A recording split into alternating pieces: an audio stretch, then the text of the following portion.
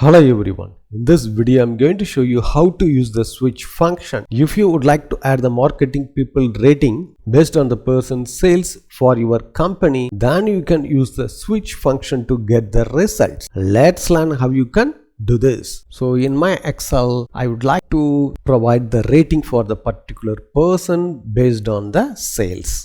So here we have provided the list below 25,000 needs to improvement, above 25,000 should be average, and the above 50,000 should be good, and the above 75,000 should be excellent. So I have to add the rating based on this list. So first we have to add the equal switch open bracket, then you have to enter the arguments. First you have to add the true, then you have to open close bracket, add the comma, then you have to select the cell what you would like to get the values for the rating. So you have to select the cell, then you have to add the greater than or equal to 75,000, then you have to comma, then you have to enter the string as a excellent. Again you have to add the comma, again you have to add the cell value here, then you have to add the greater than or equal,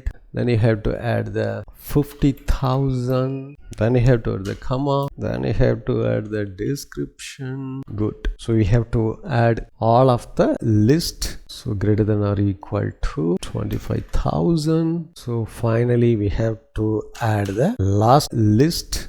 You can also directly add the values only.